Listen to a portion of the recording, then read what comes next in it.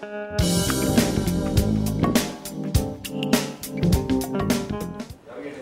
entonces debo agradecerle al señor procurador que le haya dado la oportunidad, no a mí, sino al patrimonio público de la nación, para que muestre cómo fue defraudado. Quien se encarga de mirar esa defraudación, quien se encargó, fui yo, con unas técnicas más o menos sencillas, no muy elaboradas. Soy Alberto Botero Castro, soy ingeniero civil de la Universidad Nacional de Bogotá, de la promoción 79.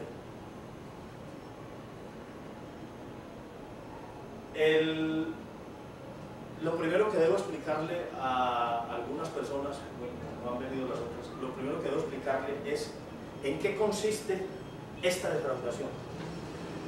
En el año 1999 se produjo la Ley 546, pues pedida, y dentro de esa ley, en los artículos 38 a 41, contemplaban todas las reglamentaciones fundamentales para la concesión de los abonos a las obligaciones de vivienda.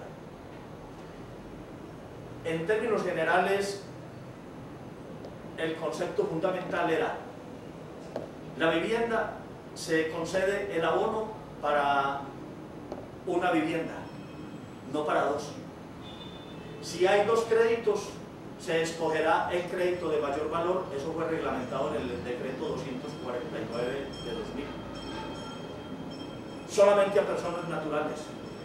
No se conceden créditos para, no se conceden abonos para créditos de libre inversión, sino para créditos de adquisición o construcción de vivienda de persona individual, no constructor.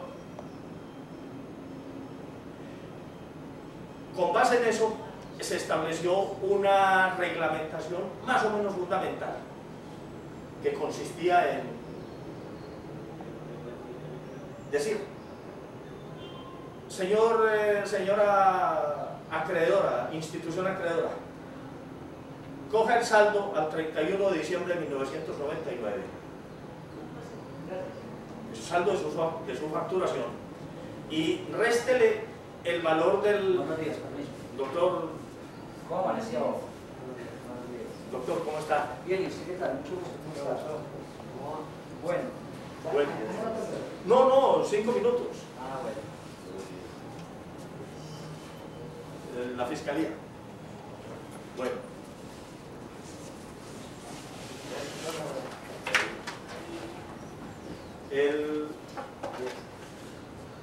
Coge el saldo del 31 de diciembre de 1999 de la facturación y réstele el valor de la reliquidación.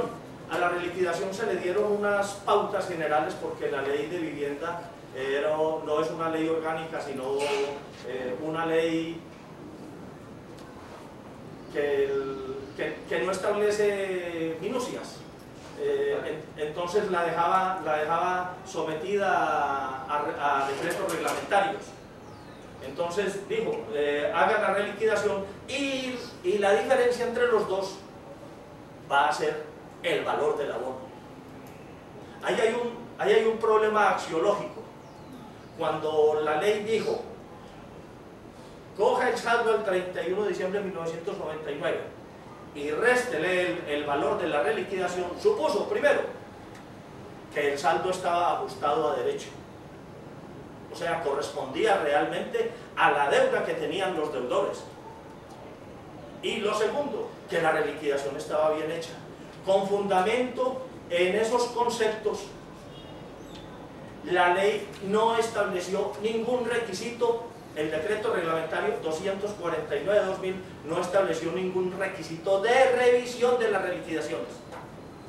Entonces dijo, en el artículo 3º, que contempla las condiciones para la expedición de los títulos de tesorería con los cuales se iba a reembolsar el valor a los bancos, y les dijo, se entregarán los cuadros de reliquidación y se entregará el anexo número 1. Con base en eso se le entregará a la Superintendencia Financiera esa documentación, y la Superintendencia Financiera, sin observarla, sin analizarla, la entregará al Ministerio de Hacienda, a la Dirección de Crédito Público del Ministerio de Hacienda, para que se paguen los títulos de tesorería y se reembolsen a las instituciones crediticias en los valores de los abonos. Pero la ley no fue tan ingenua y puso una cláusula de responsabilidad extracontractual. Y dijo, la responsabilidad por la veracidad de la información que aparezca en estas reliquidaciones y abonos correrá a cargo del revisor fiscal y del representante legal de la institución acreedora o quien hiciere sus veces. Eso exoneró de responsabilidades, por un lado al Ministerio de Hacienda, por el otro lado a la Superintendencia Financiera, y puso la responsabilidad en su totalidad en cabeza de las instituciones crediticias.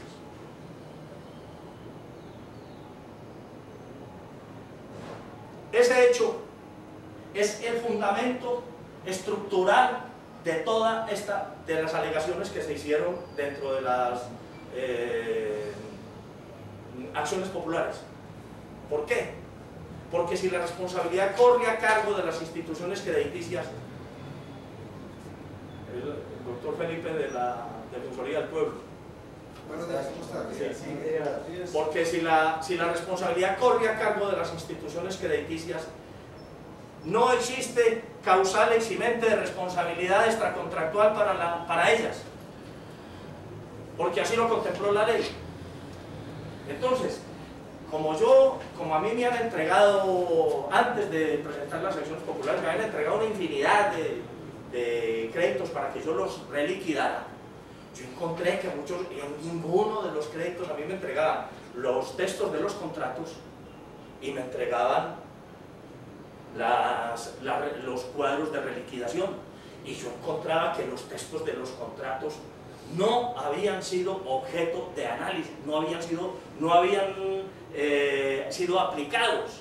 La cláusula estipulativa del sistema de valor constante, o sea de la SUPAC, no había sido aplicada a ninguno de los créditos que a mí me entregaron, cuando las obligaciones estaban estipuladas con tasa de interés ligada a la DTF, que eran muchas de Colpatria y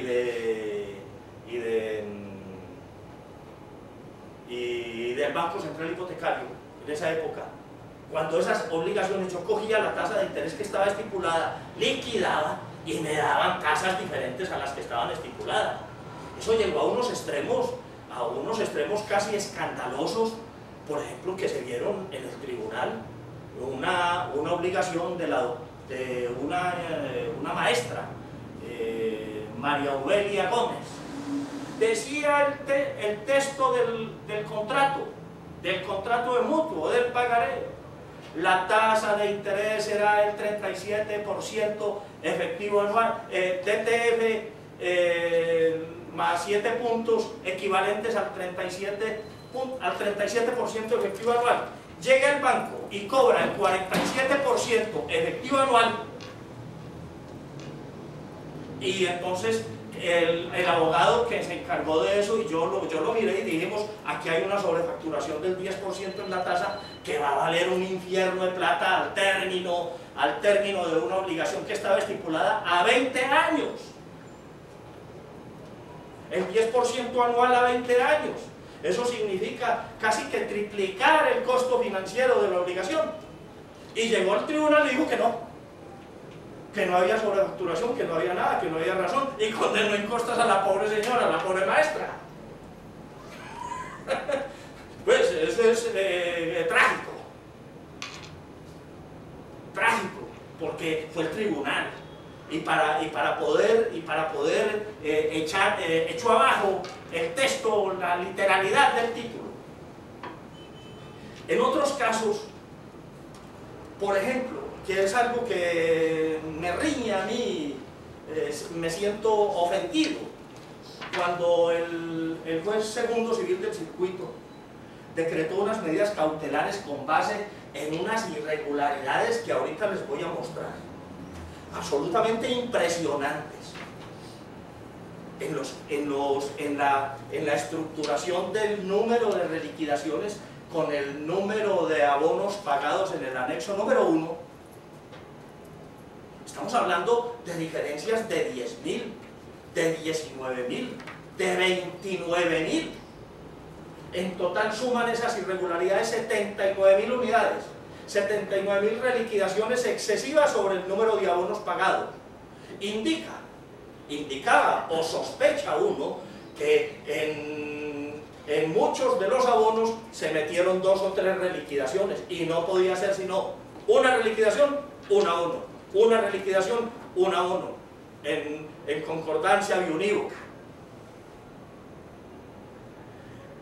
Y el señor juez decretó medidas cautelares muy razonables, donde dijo, ordénese al Ministerio de Hacienda que deje de pagar lo que falta por pagar, porque es una ejecución sucesiva. Esos títulos fueron reembolsados en 120 meses, mes por mes.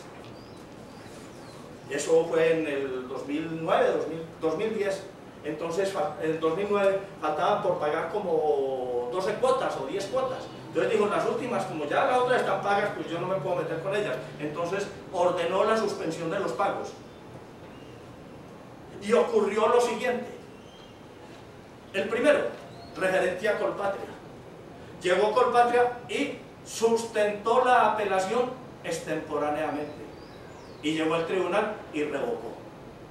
No obstante la extemporaneidad, en vez de haber decretado desierto el recurso, lo revocó. En la de la vivienda, el abogado escribió unas cosas que al juez se le antojaron ofensivas y no le dio trámite.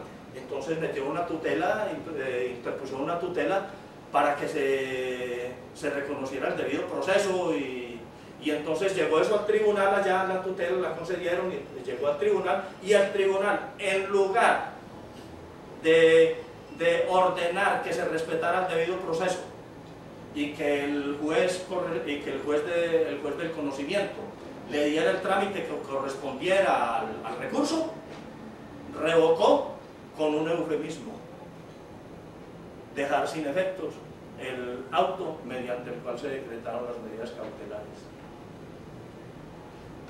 Yo me sentí muy ofendido, no tanto por mí, porque pues yo no significo nada. Entiéndanmelo, por favor, yo no significo nada en esto. Soy apenas me di a la tarea de ser el representante del patrimonio público de la nación, que lo veo deprimido por los bancos, y entonces presenté mi denuncia penal ante la Corte Suprema de Justicia, ante la Fiscalía Delegada ante la Corte Suprema de Justicia. Presenté las 2 denuncias penales y ellas están en trámite. Hace 2 meses me llegó la noticia de la Fiscalía Segunda Delegada ante la Corte Suprema de Justicia que habían iniciado la etapa de investigación para acusación por los delitos yo los presenté por los delitos de prevaricato, por acción y peculado culposo, por haberle impedido a la gestión pública, a la gestión judicial, retener unos dineros que de ninguna manera significa que se los van a quitar al banco sin debido proceso, no, de ninguna manera, sino reténgalos para fortalecer la acción popular, y aquí en el tribunal la suspendieron. En materia probatoria, debo quejarme de la señora juez primera civil del circuito, la doctora Estela Montes, que se dedicó a sabotearla toda mi gestión probatoria. Yo pedí como prueba un dictamen pericial basado en una muestra aleatoria. La muestra aleatoria en sí misma es insesgada, no produce ningún daño. Al ser insesgada, es imparcial. Insesgado en estadística significa en este derecho imparcialidad. Y llegó el banco y le dijo que tenía 540, le tiró 545 créditos, dijo, mire estos, se los escogió el banco y la doctora decretó la prueba sobre el 310 que cogió los 545 y rompió la imparcialidad de la prueba. En el juzgado quinto civil del circuito, bueno, yo metí todos los recursos, eso fue imposible. En el juzgado quinto civil del circuito sucedió que no se decretó el anexo número 1, no se decretó los cuadros de reliquidación y entonces los procesos quedaron decapitados en asuntos sustanciales probatorios, pero no porque yo no hubiera cumplido con la carga de la prueba, yo la pedí y la peleé, sino porque los jueces metieron la mano en pruebas absolutamente necesarias. Les voy a explicar. En el juzgado quinto, que es el de Bancolombia,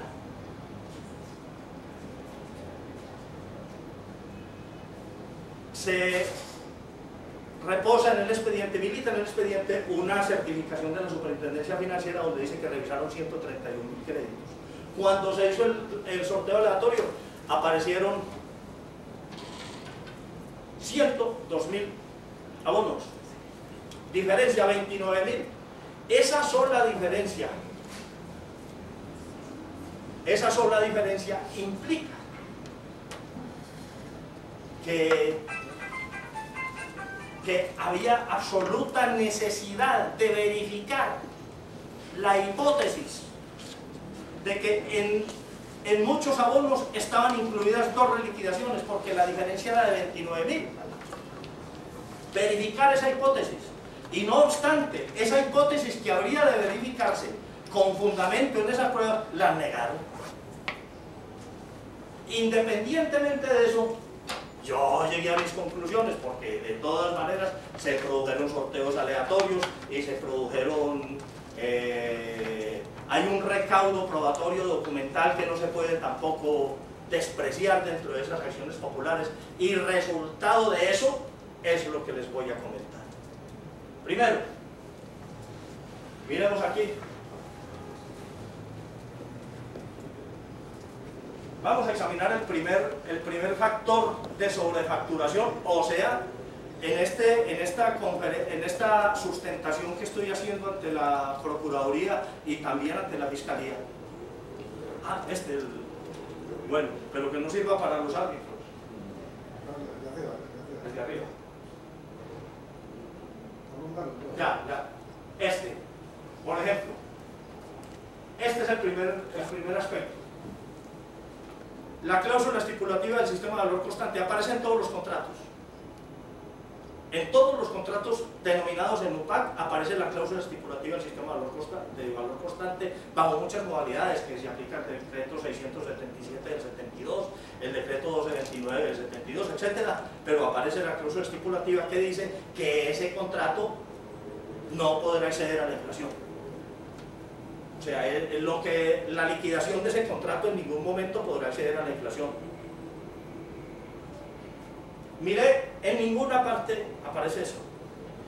Como los bancos entendían que era supremamente grave que llegaran a militar en los expedientes los contratos de mutuo, los pagarés, donde apareciera explícitamente esa cláusula, se negaron a entregarla y los resultados son brutales. Bancolombia no entregó ni un solo contrato de mutuo. Se limitó, le salían 557 y ni uno solo. Se limitó a decir que aquí les entrego unos cuadros, unos contratos tipo. No, señor. Porque estas pruebas son pruebas fácticas, no son pruebas teóricas. Y entonces, no entregó ninguno. Por supuesto, eso es un indicio en contra tremendo, en contra de Bancolombia.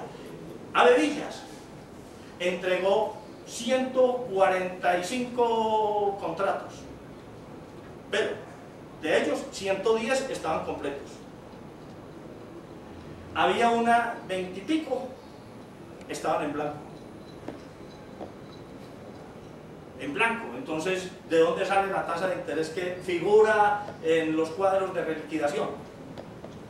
Y cosas aberrantes, contratos doblados, contratos estipulados en VR, los reliquidaron, ni siquiera en UPAG, en VR y fueron reliquidados. Entonces, esas cláusulas que estaban, las cláusulas de los contratos, dieron origen a que se encontrara que el 97.3%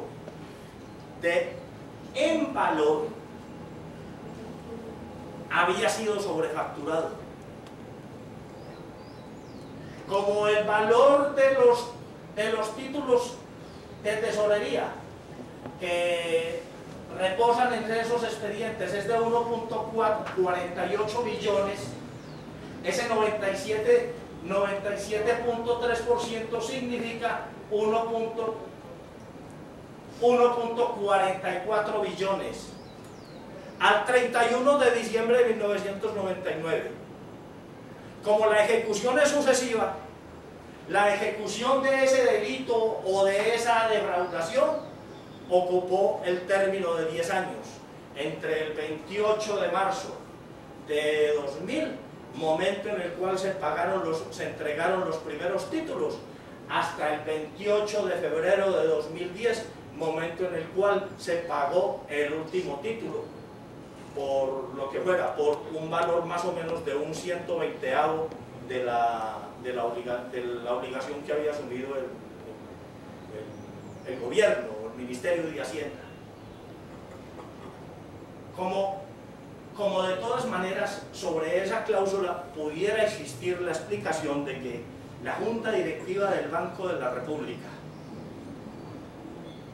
sacó las resoluciones, expidió las resoluciones 26 del 95 y 18 del 26 del 94 y 18 del 95, donde ligaron las UPAC única y exclusivamente al parámetro 74% de la ETF. Diríase que fueron inducidas al error que yo no admito. ¿Por qué? Porque ¿cómo es posible que en 100, 200.000, estamos hablando, son los créditos que hay en Manizales, suman 479.000 créditos? ¿Cómo así que en 479.000 créditos, yo no sé cuántas corporaciones de ahorro y vivienda no se hayan dado cuenta que tenían unas cláusulas y debieron haber consultado a la autoridad competente por lo menos, o a sus deudores, para los efectos de no incurrir en ese dilema en el que quedaron metidos? Oiga, tenemos una cláusula en la cual decimos que nuestras UPAC no podrán exceder de la inflación, y ustedes nos presentan unas resoluciones, Junta Directiva del Banco de la República, donde las UPAC exceden a la inflación. ¿Qué hacemos? Es la pregunta más natural de quien actúa con la debida diligencia. ¿Por qué? Porque en estos asuntos, digo yo no sé si lo dirán los jueces, prevalece la buena fe exenta de culpa. No es simplemente la buena fe exenta de culpa, y sobre eso yo tengo unas providencias recientes de la sala penal de la Corte Suprema de Justicia, una providencia del doctor Sigifredo Espinosa, donde hace la alusión a la buena fe exenta de culpa, y a esa providencia me referiré en todas las alegaciones que yo lleve. Y mucho menos un banco o una corporación que tenía miles y miles de empleados, financistas, economistas, abogados, y no se dieron cuenta, y no les importó, porque mi pregunta es esta: si las resoluciones de la Junta Directiva del Banco de la República hubieran sido para rebajar, si hubieran quedado callados, les aseguro que hubieran armado el grito en el cielo, porque tan grave era para el deudor pagar de más como para ellos cobrar de menos. Ni más faltaba. Estipulados los contratos, nos vamos con ellos. Si dieron mucha plata, pues ¿qué le vamos a hacer? Si dieron muy poquita plata, pues también ¿qué le vamos a hacer? Estamos a la literalidad de esos títulos.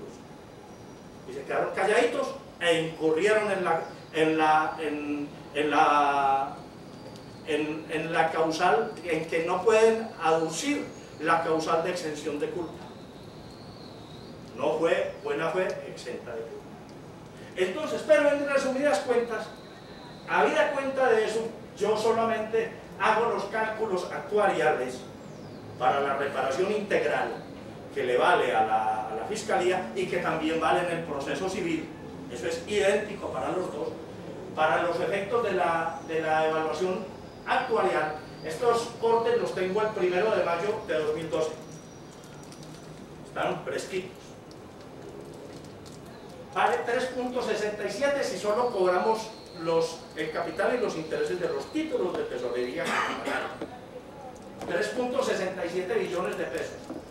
Y con los intereses civiles, o sea, los valores de los títulos, más los intereses civiles, da 5.48 billones de pesos la devolución al 1 de mayo de 2012. ¿Con intereses cuánto? No, es que ahí está 5.48 billones, doctor. Ahí está en la bitácora. ¿Sí? Ahora, en gracia de discusión, listo, que no sea aplicable eso, que eso no tenga ninguna eficacia por efecto de que la Junta Directiva sacó esas resoluciones. Vámonos entonces a la ley. La ley tenía contempladas las cláusulas reguladoras de los límites a los intereses en el artículo 121, numeral 3 del decreto 663 del 93, que se ha denominado el Estatuto Orgánico del Sistema Financiero, y en el artículo 64 de la Ley 45 del 90. No más. No es un arrume de normas, pues, una cosa que complicada que yo tengo que examinar aquí, que si aquí o que allá. No, señor, son dos normas y además son idénticas. Tan cierto es que el artículo 121 dice, para los efectos del artículo 64 de la Ley 45 del 90. Arranca así, o sea, dice, ratifico el artículo 64 de la Ley 45 del 90 y lo dejo en continuidad. Como las reliquidaciones se hicieron entre el 93 y el 99, estaban vigentes ambas regulaciones. Entonces, haciendo caso omiso de eso, aquí ya viene otro concepto, la inaplicación de la ley. Que el contrato dice tal cosa, que el contrato no dice, que sí dice, que no dice. Listo, eliminemos esa, démosle la oportunidad a los bancos para que eliminen ese debate. Pero el debate de las regulaciones a los límites, a los intereses de plazo, ese sí no lo admito. ¿Por qué? Porque está en la ley. Y la ley fue idéntica para todos. Entonces, este segundo escenario, el 2, este segundo escenario es un escenario que ni siquiera se puede alegar buena fe, ni mucho menos exención de culpa. ¿Por qué? Porque es que está en la ley, estaba en dos normas totalmente obligatorias. La ley 45 del 90 y el decreto 663 del 93 que regían estas obligaciones, que estaban establecidas para obligaciones en moneda legal a mediano y de corto plazo con capitalización de intereses. Si no cumplía con esa condición, no era aplicable. Y lo segundo, solamente era aplicable a instituciones crediticias, porque estaban en el Estatuto Orgánico del Sistema Financiero, en un capítulo que se denominaba normas especiales para la regulación de los créditos, con entidades crediticias, para la operación de esos créditos a largo plazo. Entonces, como eran entidades crediticias, eran normas especiales y las desoyeron, las inaplicaron. Lo afirmo no porque yo esté afirmando aquí algo, porque cuando yo lo afirmé en la demanda lo afirmé como una hipótesis. Producidas las pruebas, ya lo afirmo como un hecho. Ya dejó de ser hipótesis. Lo que yo estoy aquí explicando son hechos reales probados. Aquí no estoy elaborando hipótesis ni nada que se parezca. La hipótesis murió en el año 2008, cuando yo presenté las acciones populares. Pero hoy ya no hablamos de hipótesis, sino de hechos cumplidos, de verdades probadas, absolutamente probadas. Y la prueba, además, es documental. ¿Cómo es la vaina cómo es el asunto de complicado que le resultó la prueba documental? Ni siquiera pericial. Simplemente hay que saber leer el documento. Si yo no sé leer el documento, no voy a ver nada. Pues ahí está el documento. Entonces, vale, al 31 de diciembre del 99 valía 476 mil millones de pesos esa sola defraudación, que era al 32% en precio, en valor, y al 88% en cuantía. ¿Por qué el 88% en cuantía? Porque había muchos créditos que estaban estipulados, digamos, en UPAC al 7,5%, al 8%, al 9%, etcétera, que nunca alcanzaron a exceder los valores límites que la ley había establecido. Entonces, esos no incumplieron, simplemente porque la tasa no daba para que se excediera, pero había créditos del 20%, del 18% en UPAC, del 19%, del 16%. Esa vaina daba un infierno de plata. Un infierno de plata, que sumó 476 mil millones de pesos. Ese solo ítem, el solo ítem del incumplimiento de la cláusula legal de los límites a los intereses de plazo. Como es un incumplimiento al cual yo no le admito la buena fe, porque está en la ley, sino simplemente un hecho descarado de cobrar, de sobrefacturar las obligaciones y después sobrefacturárselas al ministerio, representa 1.81 billones con intereses civiles. Pero como estamos hablando de créditos de índole mercantil y como ya estamos hablando de una reparación integral, por eso están achurados, los coloco con intereses comerciales. A los intereses comerciales les hago dos partidas, una con capitalización y otra sin capitalización. Sin capitalización, la devolución suma 2.55 billones de pesos solamente para los bancos de aquí de Manizales. No estoy hablando de los dos de Bogotá. Y con capitalización de intereses vale 3.61 billones. Si a mí me dicen cuál sería, yo me iría por los 2.55 billones para no meter capitalización de intereses, porque eso fue declarado inconstitucional para los créditos de vivienda. Entonces también tenemos que ser recíprocos, digamos así, hay que tener una simetría en la reclamación. También le corresponde al ministerio esa simetría. Pero lo único que ya no puede existir es que eso se pague sin la indemnización, la reparación integral se ejecute sin el costo de los intereses. Como estamos hablando, esto es una responsabilidad extracontractual de los bancos, no es una responsabilidad contractual, porque es extracontractual con el ministerio, ¿sí? Es una responsabilidad. Entonces la reparación debe ser en cada uno de los momentos en los cuales se produjo el detrimento. Como hubo 120 operaciones, hubo 120 detrimentos. Entonces, al escalonamiento que se vencía el 31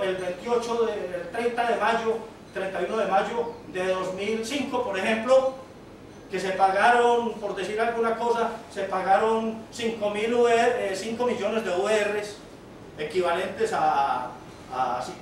o 50 millones de URs equivalentes, digamos, a 50.000 millones de pesos, a 5.000 millones de pesos. Ese ítem, ese instalamento causa los intereses, porque es la reparación integral en el momento en el cual se produjo el daño. No estamos hablando de responsabilidades contractuales. Entonces, y yo me inclinaría por los 2.55, por esto, y no por los 3.61, porque estos incluyen capitalización de intereses, pero lo dejo bajo la óptica de los jueces y de los fiscales. ¿Sí? O sea, ¿qué se reclama? Ahora, viene la sobrefacturación. Ahora, entonces, digamos lo siguiente. Supongamos, vamos al tercer punto, supongamos que de ninguna manera vayan a aplicarse ni los contratos, ni la ley, cosa que también yo no acepto por ningún motivo. Listo, demos esa oportunidad, pues, institución crediticia, démosle la oportunidad, sin aplicación de ninguna regulación. Óigalo bien, da 144.000 millones de pesos, 31 de diciembre del 99, y como es sin ninguna regulación, ahí sí me los devuelve. Sin capitalización salen valiendo 774.000 millones y con capitalización 1.09 billones. Esto es aberrante. Que incluso sin aplicar ninguna regulación también estuvieran sobrefacturados los créditos. ¿Dónde está la sobrefacturación de los créditos? En la última página de la bitácora que les entregué aparecen 26 modalidades de las sobrefacturaciones por fuera de estas tres, por fuera de las dos primeras. Cosas aberrantes, créditos que estaban saldados los reliquidaron, los abonaron, reliquidaron y abonaron, créditos que eran para personas jurídicas, reliquidaron y abonaron, créditos que no tenían reliquidación, los abonaron y cobraron.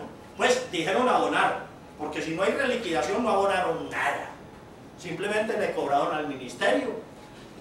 Yo no estoy hablando de cosas puntuales. En muestras de 300 o 400 aparecen 6, 8 que no tenían reliquidación. No tenían reliquidación, no tenían derecho, no había título de cobro. Y metieron el golazo, y metieron el cobro, y atropellaron al ministerio y defraudaron al patrimonio público de la nación, cosas monstruosas. Créditos sobre los cuales no se había pagado un solo peso. Abonaron supuestamente y reliquidaron y cobraron. La ley decía, en el proyecto del Congreso se dijo, se tratará de, y la sentencia C955-2000, que fue la que declaró la constitucionalidad condicionada de esa ley, dijo, solamente se podrá entender que se aviene a la Constitución los abonos, siempre y cuando se entienda que corresponde a la devolución a los deudores de las sumas que habían pagado, por concepto de los excedentes de la plata que excedía la DTF sobre la inflación, que habían pagado en sus cuotas. Pero entonces, si el deudor no había pagado cuota alguna, no hay nada que devolver, con todo el respeto del deudor. Además, estamos hablando de créditos, digamos, que aparecen en el 94, 95, y yo me pregunto, oiga, ¿no sería que esos créditos no les aplicaron la cláusula aceleratoria a los bancos? Yo creo que esos créditos ya debían estar hasta resuelto el problema de la ejecución, a lo mejor, pero como no me consta, de todas maneras, aquí yo no puedo afirmar, pero lo que sí afirma era que no había pagado ni un peso y ahí quedó la prueba.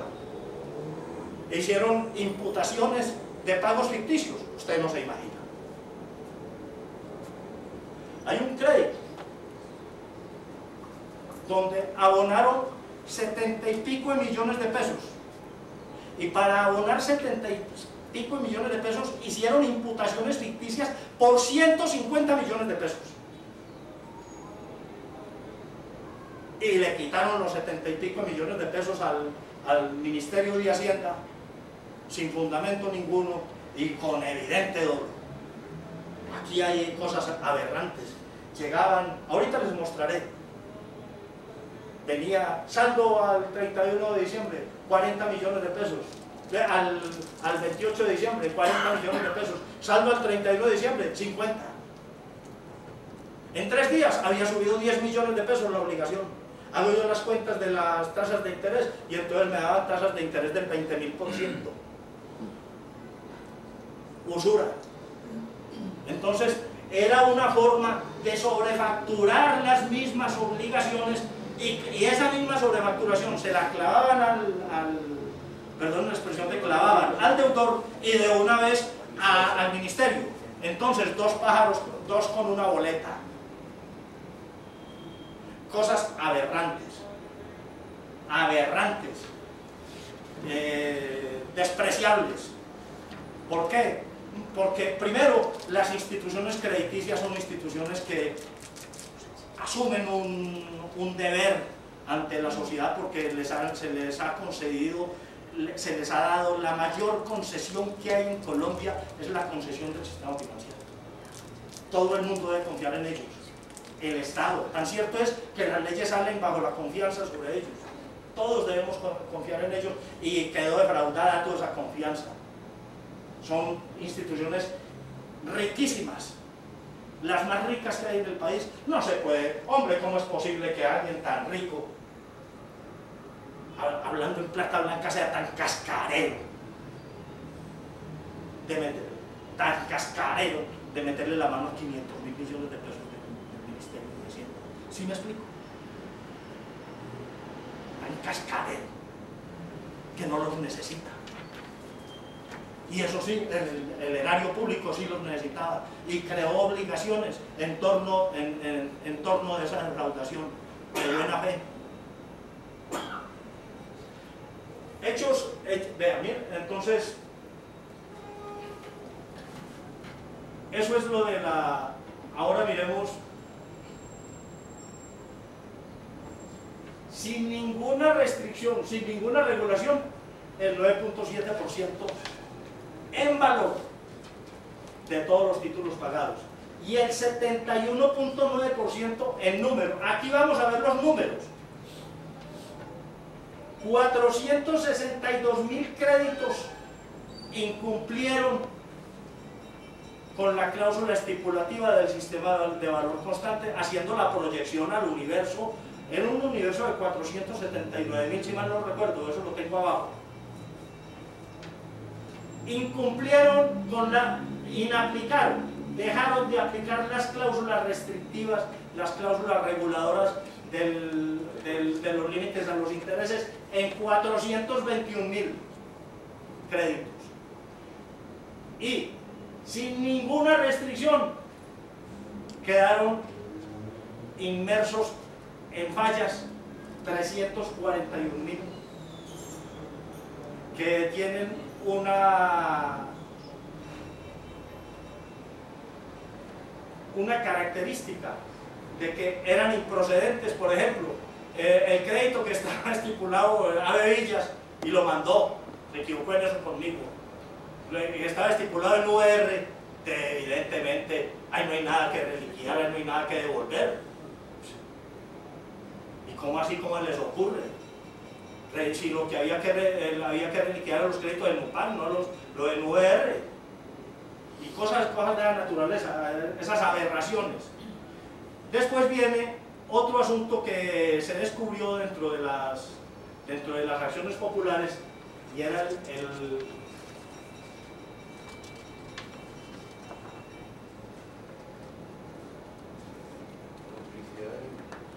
duplicidad de créditos. Miraba yo, entonces hice la organización y entonces a este abono lo pagaron aquí y lo pagaron acá, el mismo. Lo pagaron 2 veces, a devolver uno. Entonces cuando se logró recaudar el documento que se llama el anexo número 1. Es un anexo que tiene 90.000 renglones, 100.000 renglones, 120.000 renglones, 140.000 renglones, 149.000 renglones. Y entonces uno lo mira y dice, mira, esto es imposible de mirar. No, al contrario, es más fácil de mirar. Porque ahora Los sistemas informáticos permiten hacer la organización de esos archivos tan grandes, y entonces dije, vamos a ver cuántos créditos hay. ¿Cuántas cédulas están doblemente abonadas? Decía la norma que era un solo abono por deudor, y en el artículo y en las causales de devolución del artículo séptimo del decreto 249 de 2000, que fue ratificado en el decreto 2221 de 2000 y en el decreto 712 de 2001, fue ratificado, se dijo, cuando un deudor tenga más de un crédito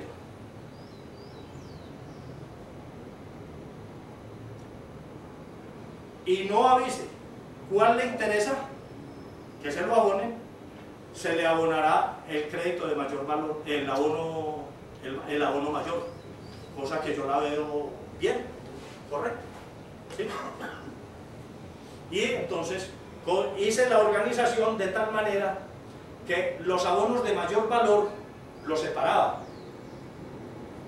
los organicé por cédulas y por valor del abono, y entonces el abono de mayor valor lo quitaba de toda la lista, y encontré unas cosas tremendas, averillas, 5.000 y pico de millones de pesos del 31 de diciembre del 99, abonos segundos y terceros abonos. Por supuesto, si el abono era para la adquisición de la misma vivienda y la tasa de interés estaba ligada a la ETF, entonces ese abono vale, pero ahí se incluían un montón de créditos COFAFIN que estaban estipulados a tasa fija o a tasa ligada al índice de precio al consumidor, pero no a la ETF. ¿Y por qué a la ETF? Porque la sentencia C955 de 2000, al hacer el análisis del artículo 40 y 41 de la ley 546 de 99, dijo: estas normas son exequibles siempre y cuando que se entienda que lo que se hará es la devolución de la DTF y la capitalización de intereses por haber sido conceptos encontrados inconstitucionales. O sea, aquí no caben más, porque cuando yo me aparto de esa exequibilidad condicionada, entonces a la larga me aparto de la ley. Y entonces a veces han aparecido los bancos con un montón de conceptos, que el concepto de no sé quién, que el concepto de tal cosa, y nunca me han hablado de la sentencia C955 de 2000, que es lo que se alega. Que la sentencia que declaró la constitucionalidad condicionada de eso fue cuando dijo, efectivamente, si está ligada la tasa de interés a la ETF, devuelva, conforme al parágrafo primero del artículo 41. Pero por la ETF, es que el artículo 41 lo tiene explícitamente, dice, si hará la equivalencia entre la ETF y la OPAC, pero no digo entre el IPC y la OPAC. O sea, las entró en los créditos denominados en pesos, las entró única y exclusivamente a la ETF. Y así tenía que ser, porque lo que se declaró inconstitucional fue la presencia de la ETF y no la presencia del IPC. Por el contrario, se declaró inconstitucional porque no estaba presente el IPC.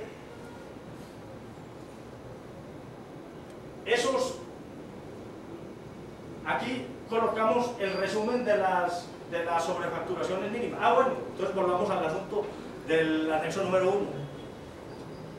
11.000 créditos, vamos a mirarlos aquí. Es una cosa, unas cantidades escandalosas. Miren por ejemplo acá, de los créditos que reposan militan en los expedientes de Manizales, el abono pagado del anexo número 1 incluye 551.805, los que están achurados en amarillo.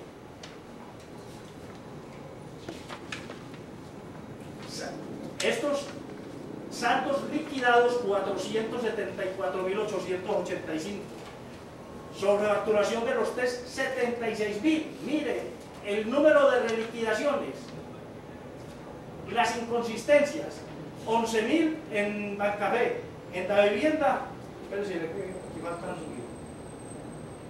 no está completo el listado. En Bancolombia, 29.000 inconsistencias. En Avevillas, 27.000 inconsistencias. En Bancafé, 11.000 inconsistencias. En la vivienda, 2.000 inconsistencias. En Colpatria, 6.600 inconsistencias, para un total de 76.920 inconsistencias. Es decir, reliquidaciones que excedieron al número de abonos. O sea, la hipótesis es la sospecha. Todavía estamos en hipótesis, porque para poder convertir eso en una verdad hay que coger el anexo número 1 y confrontarlo con los cuadros de reliquidación. A ver, ¿cuántos de estos abonos incluyen 2 o más reliquidaciones? La trampa de 2 o más reliquidaciones presentadas en un solo abono. Una trampa. Eso no es error involuntario. ¿Sí? En Manizales reposan 551.000 reliquidaciones. Reposan es un decir, porque la juez primera y la juez quinta negaron esa prueba. La negaron, así, con argumentos baladíes, y por supuesto yo metí los recursos en estas acciones populares, no existe apelación sobre la negación de pruebas. Eso es una falla de la ley, bueno, pero yo me tengo que someter a eso. Y sometido a eso, bueno, arrancamos y llevamos el proceso con esa falencia, esa falla, esa inconsistencia tremenda, porque es que cuando yo encuentro semejantes irregularidades, yo de juez, yo estoy buscando la verdad, por favor, yo estoy buscando la verdad, entonces yo decreto la prueba, a ver qué es lo que hay. ¿De dónde diablo salió que hay una diferencia de 29.000? Por ejemplo, esto le tocó a la juez quinta, las 29.000 inconsistencias que están proyectadas porque 102.000 en la audiencia del sorteo aleatorio y 131.000 en el documento que expidió la superintendencia. Y entonces, al ver esa diferencia, cualquier juez medianamente razonable dirá: un momentico, tengo que coger tanto los cuadros de reliquidación como el cuadro del anexo número 1 para que se puedan hacer las confrontaciones que correspondan. Porque estamos hablando de un detrimento del patrimonio público de la nación que puede estar metido también adicionalmente en esos 29.000. Entonces, estos 29.000 no los he podido evaluar. Los del juzgado primero tampoco los he podido evaluar, los de Avevillas, porque como no decretó los cuadros de reliquidación, entonces quedó insolvente la prueba. Pero que allá tendrá que aparecer en algún momento, sea por instancia de la Fiscalía o por quien sea.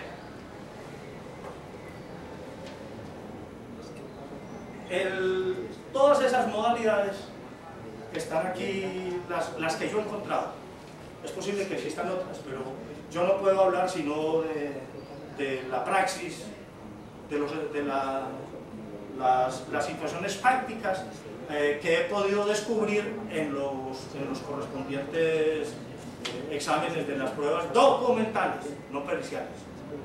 Porque cuando estamos hablando aquí de pruebas documentales, ya para terminar, les deberé contar que en el juzgado primero civil de circuito nombraron a la Sociedad Colombiana de Economistas. Aparentemente entidad competente. Dígalo bien, no les miento. Nombraron como perito, o sea, la Sociedad Colombiana de Economistas dijo: fulano de tal va a ser el perito de esto, para resolver los 310 créditos. Nunca había visto una reliquidación en su vida del pobre perito, y lo nombró la Sociedad Colombiana. El resultado funesto de esa vaina es que el perito cogió los cuadros que le mandó el banco, que además no fueron de sorteo aleatorio, sino que él mismo lo escogió, le mandó los cuadros que le mandó el banco, los copió con los mismos formatos y los presentó como que se los hubiera hecho, casi como plagiario. Daba lástima. Yo presenté la objeción, pedí aclaración, que hicieran, hombre, calculen estas obligaciones con la cláusula estipulativa del sistema de valor constante, calculen, porque todas las demandas están, yo no, cuando estoy pidiendo esto que estoy hablando es de la demanda. Sí me explico, es de la demanda, no, o sea, yo aquí no estoy creando hechos nuevos, ni nada de esa vaina, ni buscando nuevas causales que no están aducidas en la demanda, porque en la demanda se presentaron las causales fundamentales, la cláusula estipulativa del sistema de valor constante, los límites a los intereses de plazo y la falta de regulación de los costos de las primas de seguros. Ese era el núcleo de la demanda, y los demás conceptos que están en el escrito introductorio, los demás conceptos que pudieran surgir a través del recaudo probatorio. Y en ese recaudo probatorio yo aduje un montón de conceptos. Por ejemplo, en las demandas, que le daban fundamento a mis alegaciones. Primer concepto. Encontré que un señor en Pereira le pidió a la vivienda 60 millones de pesos prestados para comprar una maquinaria. Y el contrato está estipulado, libre inversión. Cuando yo estoy hablando de todas esas irregularidades y todo eso lo expresé en las demandas. Sí, y presenté, por ejemplo, el caso del señor que compró que recibió el crédito para comprar la maquinaria, ahí está anexo, en la demanda, el contrato, él me lo entregó. Otro pidió, hipotecaron una casa aquí en un barriecito, ahí bajando al aeropuerto, y el señor pidió la plata para comprar unas grúas. Y también cobraron y dieron el ahorro y hicieron la reliquidación y toda la cosa. Y los bancos se defendieron aduciendo que habían procedido bien. Y en muchos casos avanzó la ejecución y toda la cosa. Pero como aquí no estamos defendiendo los derechos de los deudores, que también están conculcados acá como colaterales, sino los derechos de la nación a la integridad del patrimonio público de la nación, simplemente lo dejo así. Y dejo muchas banderillas negras al tribunal. Muchas banderillas negras les dejo al tribunal. ¿Por qué? Hicieron caso omiso de los contratos, hicieron caso omiso de las demandas, no las leyeron, fallaron como les dio la gana, convirtieron la doble instancia en única instancia. Y sobre todo, no tanto única instancia, sino única instancia y arbitraria.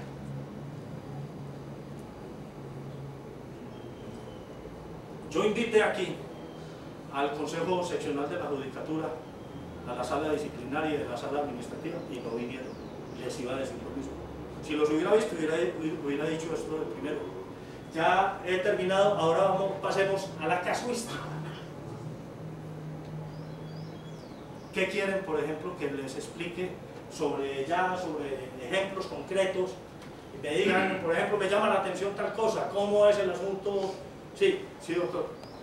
Muchas gracias. A mí me llama la atención que aquí en este cuadro está Bancafé, donde hay un total de inconsistencias de 11.074.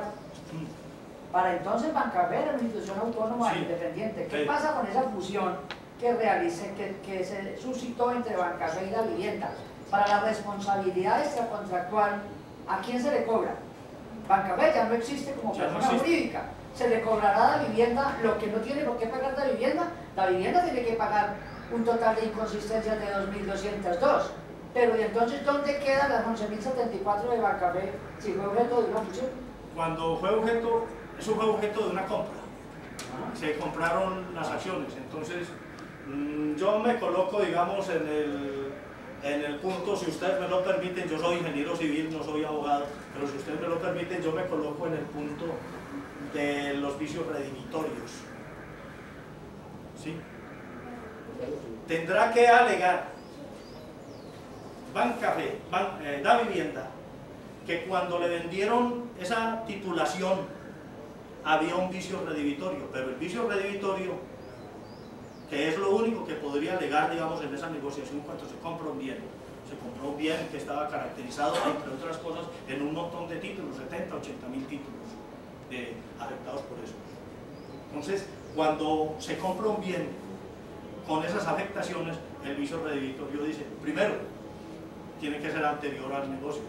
Segundo, tiene que tener la característica de que por mi característica personal yo no tenía por qué saber de ese vicio redimitorio. Entonces entramos de nuevo a la culpa. Es culpa de la vivienda. Sí. Y en ese caso yo atribuiría eso a la vivienda y por eso el demandado es de vivienda, no académico. Yo lo explico, es que en las entidades financieras cuando hay, si fuera una compra, ¿sí? Las sociedades son individualmente consideradas distintas a los socios, entonces no tiene nada que ver el tema de que se las compró o no. Siempre, no es solución de continuidad, siempre tendrá que seguir las mismas responsabilidades que trae la empresa. Pero por lo demás, si además fue una fusión, ¿sí? Igualmente tampoco hay solución de continuidad y asume todas las responsabilidades. Cosa distinta es que ella, la vivienda, pueda repetir contra el Estado, contra la Bancaria, contra quien le vendió, para decirle, venga, usted aquí me metió un tema con el sol y entonces venga, pues yo no este problema, pero siempre tendrá que responder.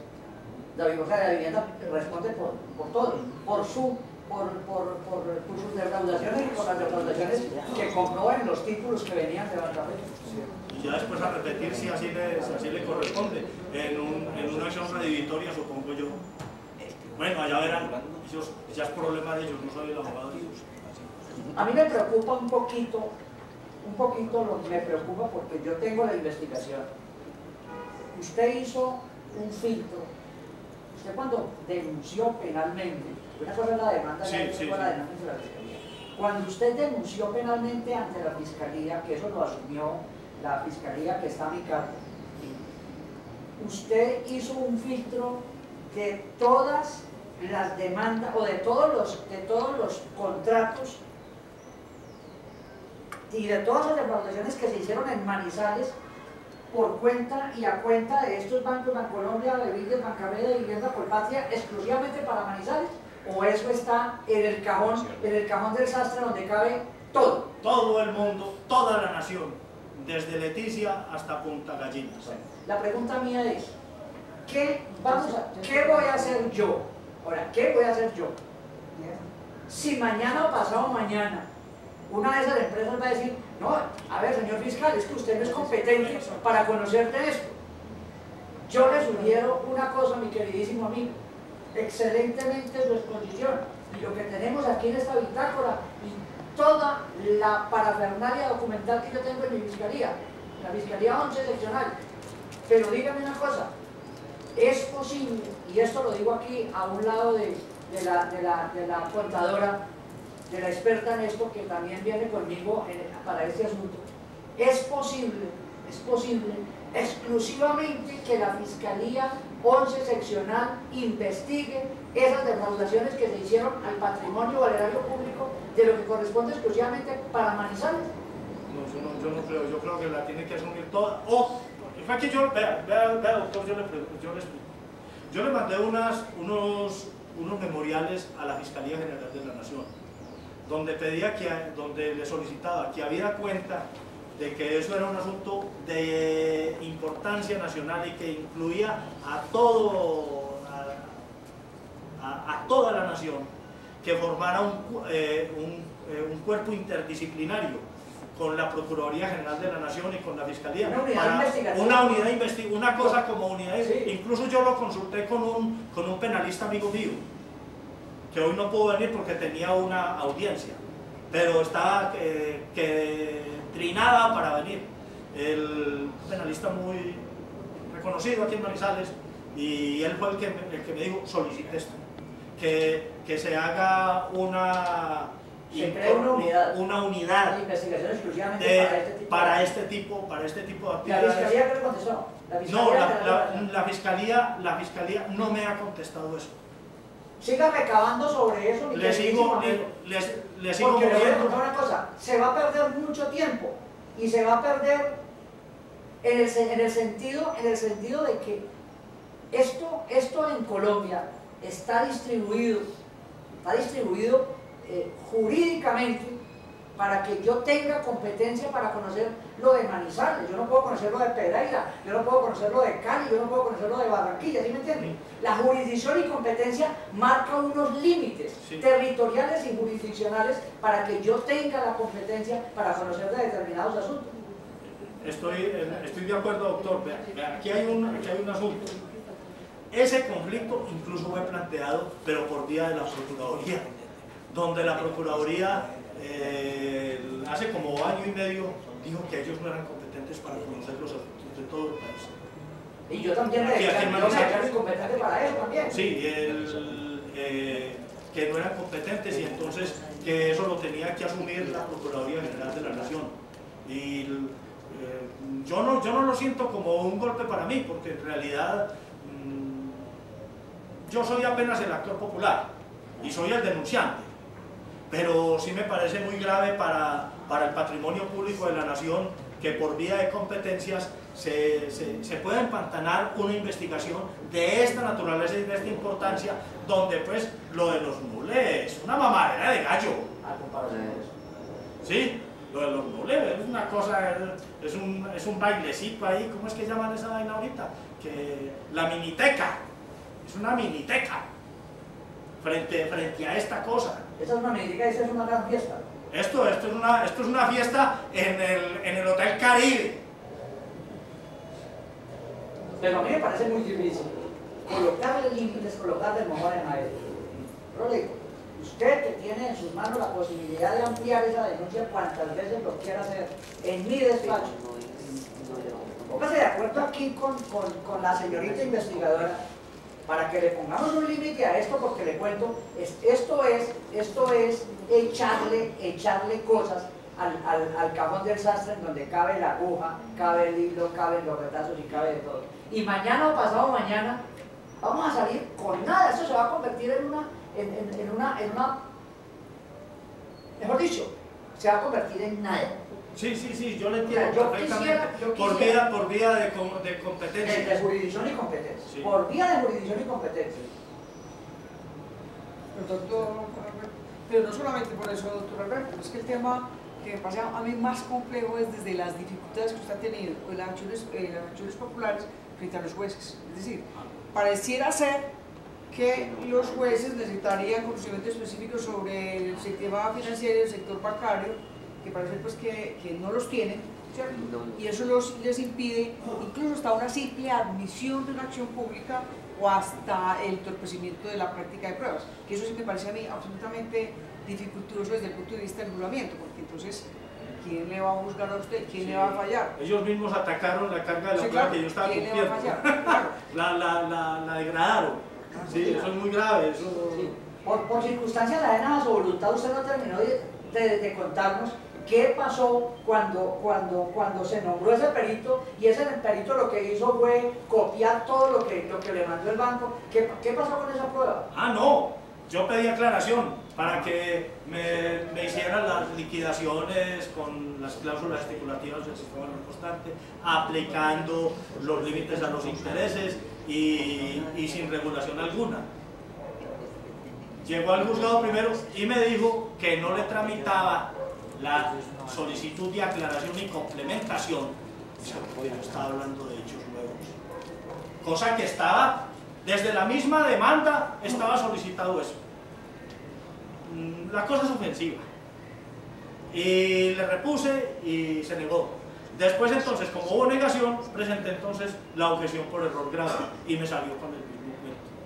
Y lo que es peor, cuando se fue a tramitar la objeción por error grave, conforme al artículo 238 del Código de Procedimiento Civil que se aplica en este caso, tenía que ser fijado en la lista del 108 y no la fijaron.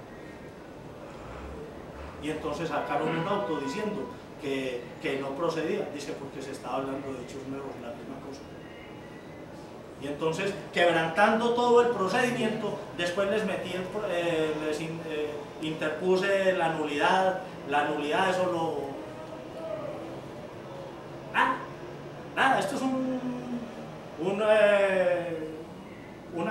¿cómo le explicara? Si yo estuviera litigando sobre asuntos de derechos personales, de derechos sustanciales personales,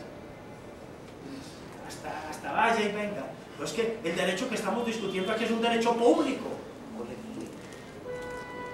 ¿Sí? Y lo primero que tiene que hacer es la juez, es pensar de que lo que está resolviendo es un derecho público y no derechos subjetivos míos. Y entonces, por vía de todas esas minucias y todas esas ridiculeces, estamos sacrificando billones de pesos del patrimonio público de la nación. No mi patrimonio, porque es que mi patrimonio no llega a nada. Yo quiero hacer nada, puedo estar equivocado, pero se me ocurre esta cosa. Es que un tema es que la acción popular tenga un espectro nacional, sin importar la jurisdicción donde se ponga. Y otro tema es que lo que yo entiendo que Alberto tiene como denuncias penales es la conducta de jueces, ¿sí?, de esta jurisdicción. Entonces, el tema me parece que la capacidad y la competencia de la Fiscalía para este evento no debe medirse por vía de que se están examinando asuntos en el proceso de la acción popular que sean nacionales, sino porque los jueces que se está censurando, cuya conducta se está censurando, son de esta jurisdicción. Entonces me parece a mí que no debe tener esa limitación a la Fiscalía, con todo respeto. No. Él ante la Fiscalía no ha denunciado a los jueces, han denunciado los delitos que se han cometido. Por eso, o sea, peculado, asociación, concierto para delinquir, peculado que sea la Fiscalía que decida si es culposo o doloso. No es lo que la Fiscalía 11 tiene en este momento son los delitos que se deducen de ese tipo de defraudaciones, no contra el juez tal o contra el magistrado tal. Contra ellos presenté las denuncias, pero... Ellos ya tienen unas denuncias para pero no todavía. Exactamente. Entonces, esa es la sí, yo lo entiendo y esa es la perfectamente. preocupación de la Fiscalía. Sí, la preocupación de la Fiscalía no es la envergadura de la denuncia. Sí. No, eso se sabe que eso es de marca mayor. Pero lo que a mí me preocupa es que usted sea incompetente. Es que yo tengo que entrar a delimitar cuál es territorialmente, jurisdiccionalmente. Entonces, doctor, entonces pongámoslo así. Promueve el conflicto de competencias. Y listo. Y que lo resuelva. Y yo le promuevo un conflicto de competencias. ¿A quién se lo promuevo? Si estos hechos sucedieron en Barranquilla, por en eso, Cartagena, a la sala de casación penal, a la sala de casación penal se lo tiene que resolver la sala de casación penal. No creo, sería más fácil proponérselo al Consejo Superior de la Judicatura, que es el que dirime estos asuntos. Pero los dirime por jurisdicciones diferentes. La sala de casación penal los dirime en la misma jurisdicción. Eso es muy difícil. Sí, pero entonces a promover porque estos ya han tenido conflictos de competencia. La juez primera trató de zafarse del proceso de Avillas y entonces lo mandó para Bogotá, y en Bogotá el juez no recuerdo, fue el 14, una cosa así, 13, lo remitió a la Corte Suprema de Justicia porque él también se declaró incompetente. Encontró que no era competente, que el competente era el de Manizales, y resolvieron para Manizales.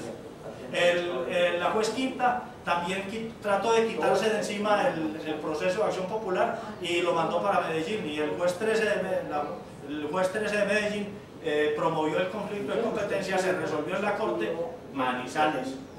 Bueno, pero quedó resuelto. Después de resuelto el conflicto de competencia, se acabó la discusión y yo no volví a trabajar el tema. Incluso, aquí hay un asunto muy importante que usted está planteando, doctor, que se lo voy a plantear ahorita al Juzgado Primero Civil del Circuito. Es que pudiera existir la posibilidad de una prejudicialidad penal. ¿Por qué? Porque es que, como ella misma se encargó de mutilar el acopio probatorio, ¿sí?, entonces dejó de practicar unas pruebas muy importantes que se derivaban de todas estas irregularidades. Y entonces yo digo, a la Fiscalía si no las van a negar. Entonces la Fiscalía va a tener un acervo probatorio superior. ¿Por qué? Porque va a tener el que milita en el expediente del juzgado más el que ella misma recaude. O sea, y entonces le voy a plantear a la señora juez, como la Fiscalía tiene un mejor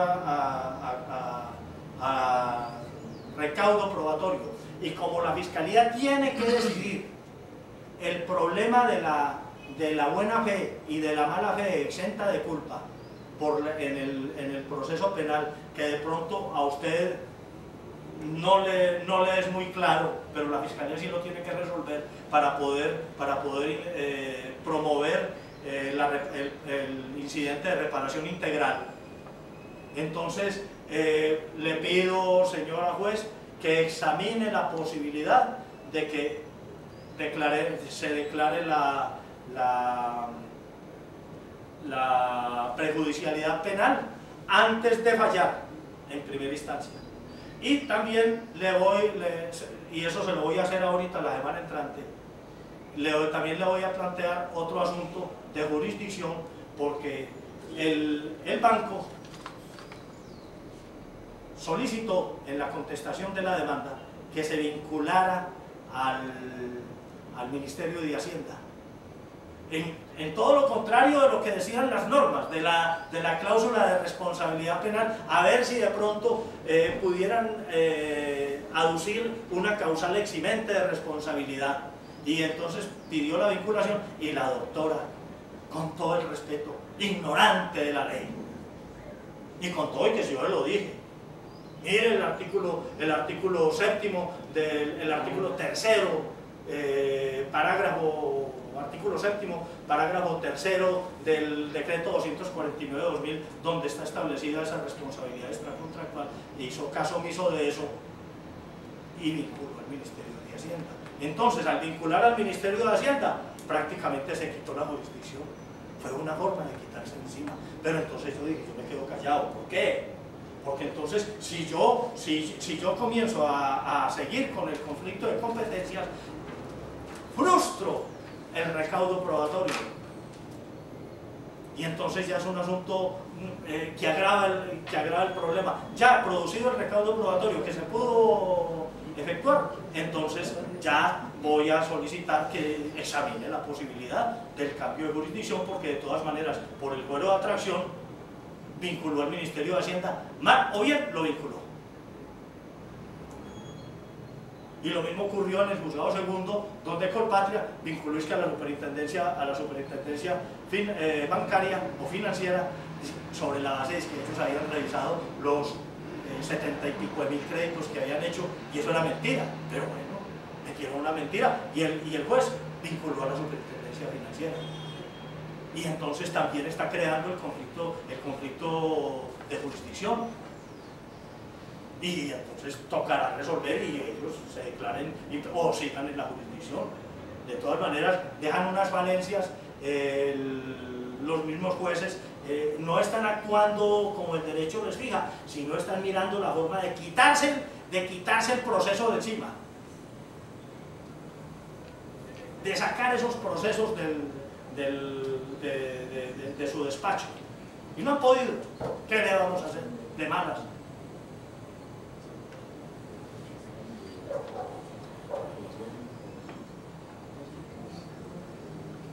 ¿Usted nos regala copias de la grabación? Por supuesto, a eso vine. Le vamos el señor Buitrago, ya está grabada la intervención, la sustentación que hice ante la Procuraduría, y a los que no estaban presentes en el momento en el cual ahorita ya le puedo dar las gracias al señor Procurador. Créanme, no es por mí, es porque así lo exige el patrimonio público de la nación. Yo me pongo en el pellejo de los 45 millones de colombianos. Le agradecemos al señor Procurador, yo le agradezco a él. Sé que todos los colombianos le estamos agradeciendo a él que hubiera dado esta oportunidad de sustentación. Y lo mismo al señor fiscal. ¿Por qué? Porque digamos, no abandonó su despacho porque está en un asunto de su despacho, vino a recibir un testimonio implícito, y eso también se lo agradezco, porque es que aquí, y se lo agradece el pueblo colombiano, todos los colombianos, los buenos y los malos, y los feos, todos los colombianos se los agradecemos a ustedes, ¿no? Y aspiro que esta no sea la única audiencia, porque yo también al tribunal le voy a pedir audiencia para sustentar mis posiciones en las apelaciones.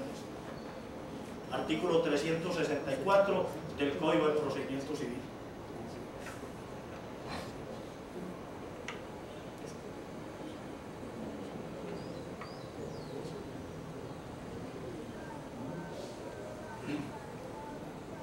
Por último, quiero hacer una, no sé si denuncia o una queja. Hay dos abogados que andan en las instituciones, en la Fiscalía, en el Ministerio de Hacienda, en la Superintendencia Financiera, diciendo que pidiendo casi que estas acciones populares se frustren sobre el argumento de que el sistema financiero va a sufrir un golpe y un desequilibrio, metiendo miedo. No estoy hablando de corrupción, sino de meter miedo a la gente. Entonces ya llegan los jueces y ya no van a fallar en derecho, sino diciendo, ay, ¿qué iba a pasar con el sistema financiero? Entonces esto ya no es derecho, sino conveniencia. ¿Sí? Entonces, tratar de desviar el curso, el curso de los procesos, apartarse de él, y a mí me llama la atención, yo, el ingeniero civil, buscando el derecho, ellos, los abogados, buscando las vías alternas, por decirme alguna cosa, vías impropias, llamémoslas impropias. ¿Por qué? Porque y no lo debo entender como decisión motu proprio de los abogados, de ninguna manera, porque son tan poderosas las instituciones que yo creo que un abogado de esos, antes de tomar una decisión de estas, primero consulta ya al presidente del banco, o a la junta directiva, o a quien responda, para poder tomar esas decisiones. Entonces, yo, el ingeniero civil, buscando el derecho, y ellos, los abogados, buscando la forma de apartarse del derecho. Si tienen alguna cosa que decir, que arreglar, hombre, hablen con sus jefes, y que ellos llamen al ministerio y promuevan una solución, por lo menos en el campo de la reparación integral, promuevan una solución con el ministro, no conmigo, para que sea reconocida una plata al patrimonio público, unas devoluciones, de acuerdo como se pueda llegar a un acuerdo de conciliación. Desde luego que ese acuerdo no puede borrar los delitos que ya se cometieron. Y entonces, en ese caso, le diría a los abogados de los bancos, como le decía el Quijote a Sancho Panza: ladran los perros, Sancho, luego cabalgamos. Es decir, esto va camino y están sintiendo pasos de animal grande, por eso ese par de perros están ladrando y buscando caminos indeseados y caminos inicuos, caminos vituperables. Si van a llegar a algún acuerdo, hablen con el ministerio, y en lugar de la audiencia de pacto de cumplimiento se puede realizar otra audiencia, quien dijo que no. Y busquen esa medida. Yo no tengo ninguna facultad para negociar nada, ni un solo peso del patrimonio público de la nación. Quien tiene la facultad será el ministro, no yo. Hablen con él y si quiere llegan a algún acuerdo, pero no me gusta que estén intrigando, y me parece inconveniente que estén intrigando, y por eso llamo la atención aquí a la Fiscalía y a la Procuraduría para que estén alertas con todos esos movimientos. Muchas gracias. No, yo les agradezco, doctor, usted no sabe cómo le agradezco, y a ustedes su presencia.